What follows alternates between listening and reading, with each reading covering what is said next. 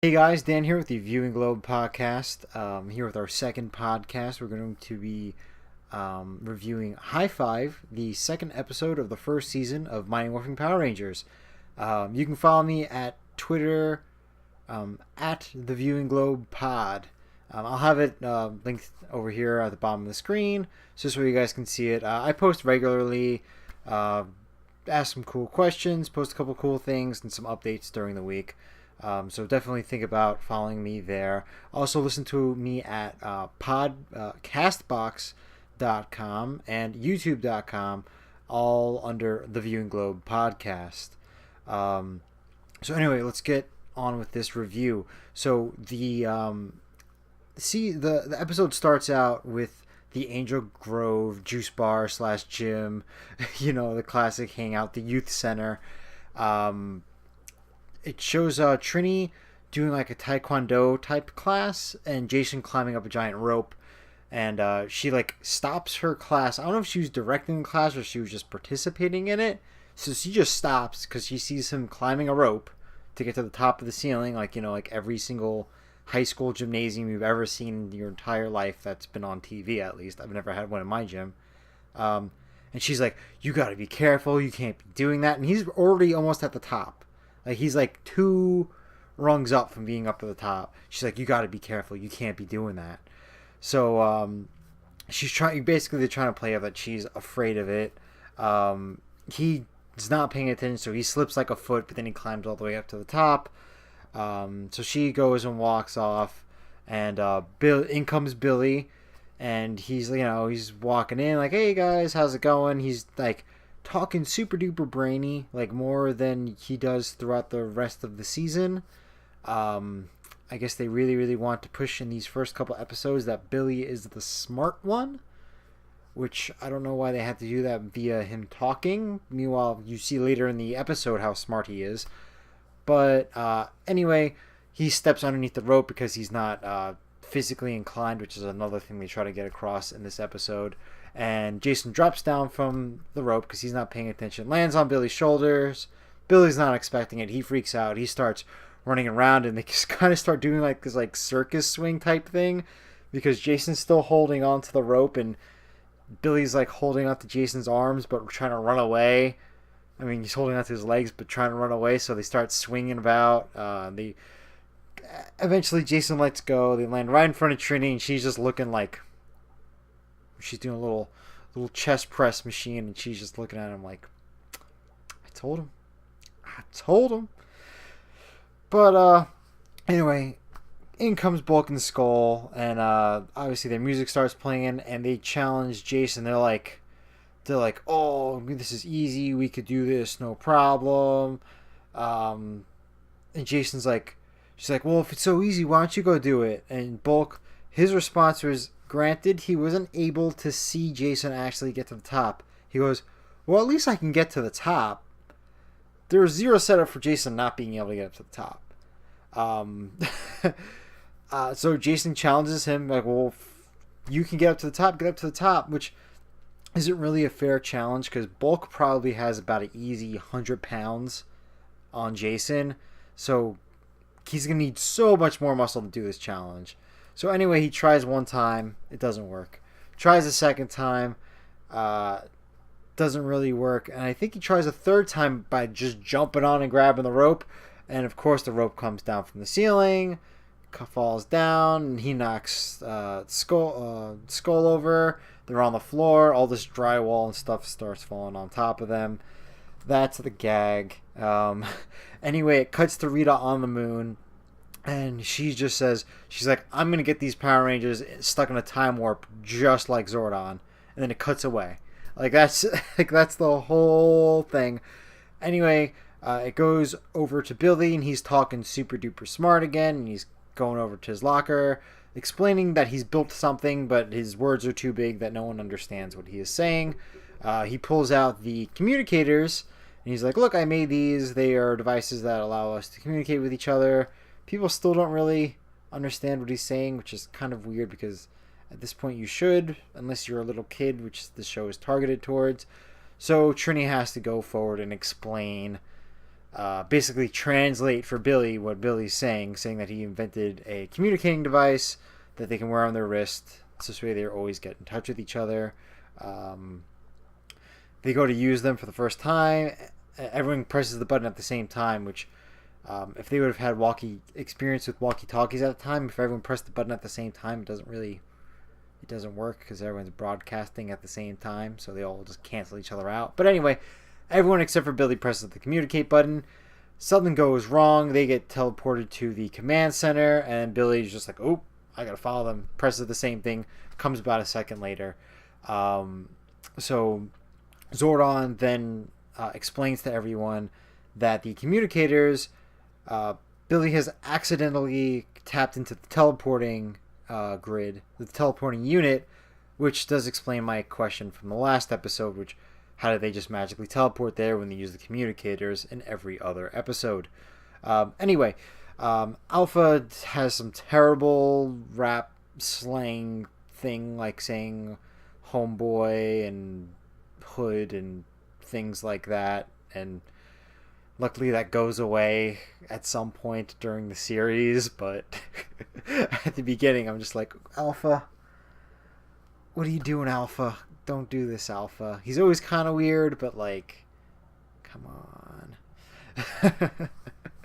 Anyway, Alpha adds the communicator to be able to communicate with the command center's communications. So now everyone can talk to everyone. It's not just Rangers talking to Rangers. It's Rangers mainly talking with the command center for the rest of the season. I don't really see them using it too often from one to one. It's usually like, hey, Zordon, we need help. And then Zordon's like, Jason. Well, not Jason, because Jason David Frank. Tommy, we need you. That's usually the extent of it whenever they try to use the communicators to talk to each other. Anyway, it cuts to back to Rita. She's talking about Finster, and he's making this new monster called Bones, which is basically a giant skeleton with like a magician's hat and a cape.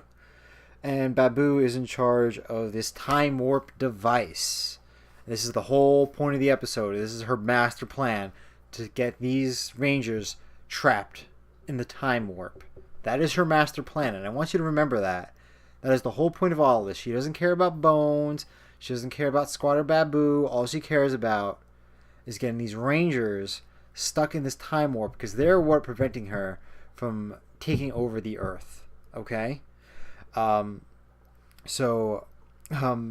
Babu takes out the time warp device, which is a little miniature model of a space shuttle. Like, that's all it is. It's like, it looks like an RC space shuttle that's like this big.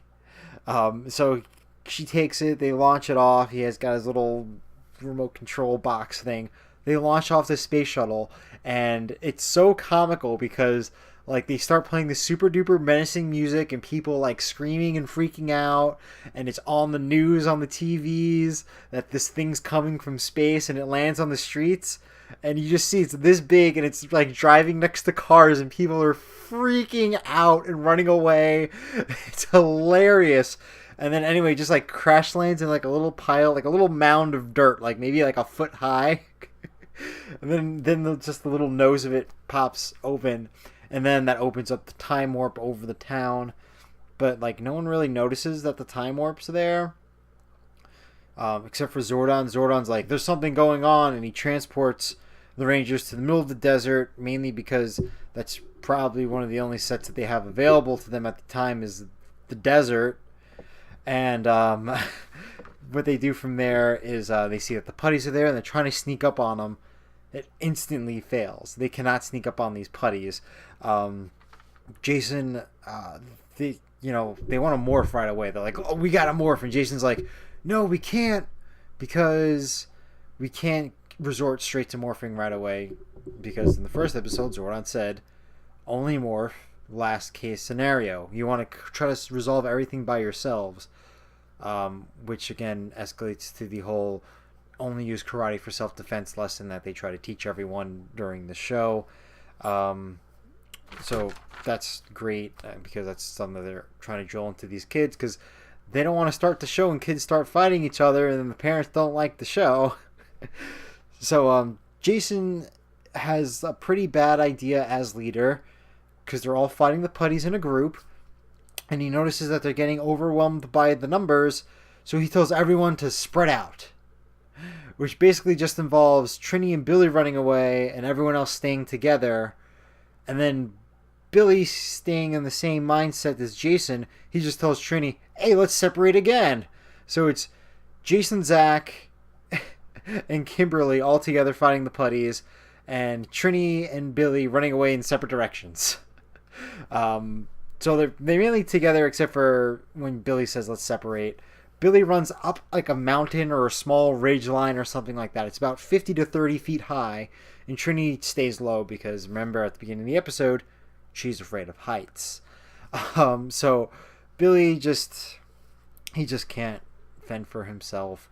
And in my fan theory, which there's no backing for this that I've ever found, I don't know if there is an interview out there or something, I think they're trying to set up for something between Trini and Billy, maybe in later seasons. Power Rangers has never done dating very well, but I think that was maybe a goal in the future if everything worked out, because I feel like they hinted it a lot that Trini's really the only person that kind of gets Billy at the beginning of the season, and almost I'd say to the end, not quite till the end of the season, but she's really the only one for probably the first 30 to 40 episodes that really gets Billy and his personality and the way he talks and everything. They play up this whole her explaining everything. So I like how they do a kind of role reversal, though. So Billy isn't the strong, masculine, oh, I'm a hero type thing. That's Trini. Trini's the hero. She's the Taekwondo master. She does Tai Chi all the time. Her uncle is a Kung Fu master you see in later episodes. So, of course, Billy runs up the hill, gets trapped by the putties, and he's like, I'm going to morph. So he pulls out his morpher and juggles it and drops it down the mountain. Just epically failing, and Trini's just like, oh, I guess I gotta go up there and get him. So she's afraid to climb up, but Billy's her man, at least in my fan theory. But Billy's her friend, at least. So she's like, I gotta save him. So she goes, climbs up the mountain, gets to the top. She overcomes her fear. They have a couple of scenes of her I don't know if I should be doing this. But she overcomes her fear. She gets to Billy, and she the putty comes running towards her, and she runs past the putty, goes in front of Billy, and she's like karate pose. So the putty, being the genius that it is, just runs at them. They duck to the side. He jumps off the mountain and commits suicide. Anyway, because now they are free and got rid of their one putty, they're able to go get the rest of the group. They're able to save them, which the group is being held down by the rest of the putties. Off screen, Billy gets his morpher, I guess, while they were running down the mountain. He picks up his morpher. They don't show that on screen, but I'm sure the timing just didn't work out. So anyway, they go there. They save the team, but all the putties are still there. So they form this human helicopter thing. It is so weird, and you never see it for the rest of the season. I'm assuming they did this because the actors weren't really fully trained on how to do TV karate, so they just had them do some type of move. But I would best explain it as a helicopter. Jason's in the middle. He has both people's legs and arms, and he's just spinning around in a circle while they're going around him. I'll post a picture over here just so you guys can see it. And he just goes, quick, human chain, after they escape from the putties. That's how they knew to do that move. He just goes, quick, human chain. That's not what I would think a human chain would be. A couple other things I could think of, but not that.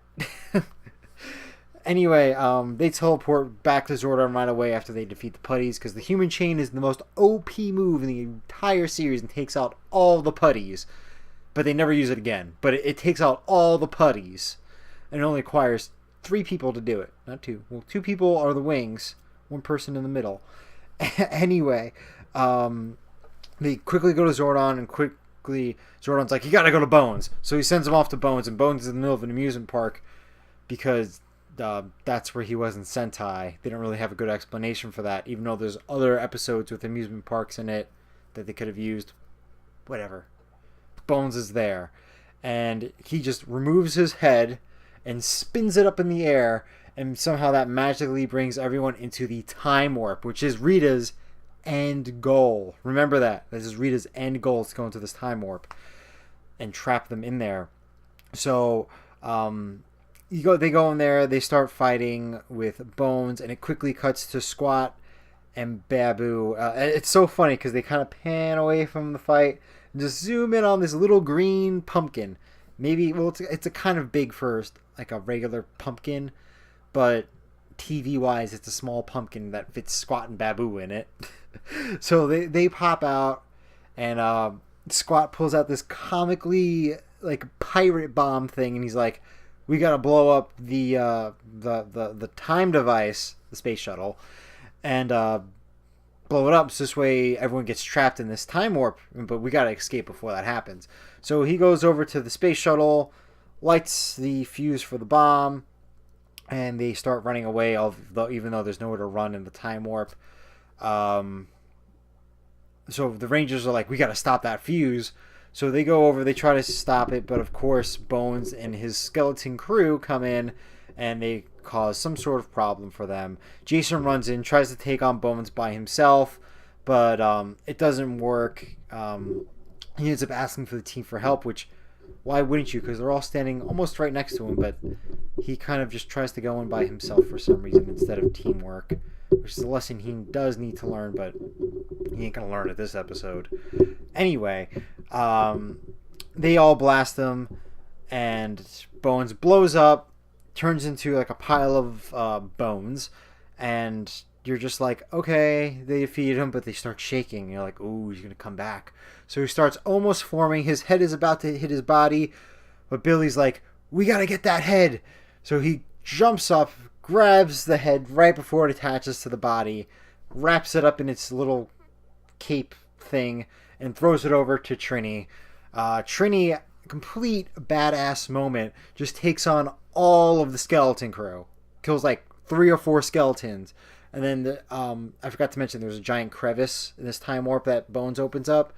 She takes the skull, throws it down the crevice, and it explodes because Sentai, everything explodes. Anyway, yeah, the skull explodes, and the time warp is still in effect though because the bomb hasn't gone off yet. Rita instantly gets upset though that this time that Bones died, she has 0 attachment to Bones. They could just make another Bones. Just ask Finster. But the main mission, remember, is to get these Rangers in the time warp. So she summons a giant. Yeah. She summons a giant. I don't know why I said giant. But he punches a hole into the time warp. This is like another dimension.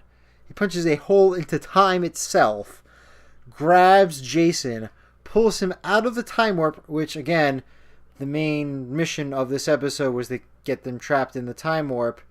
And because they did that, everyone followed and basically jumped out right before the bomb went off that would have trapped everyone in there. Squad and Babu also got out, but they don't show that on screen. The giant has Jason in his hand. So Jason's just like, YOLO, Leroy Jenkins. And he just goes, pulls out his blaster, shoots the giant in the eyes. So this way he's able to escape his clutches. And him himself, without any of the help of the team, because he doesn't care about the team yet, just calls for Dinozord power, gets in the Tyrannosaurus Zord, and just raffle stomps this giant. Like, the giant didn't even have a chance.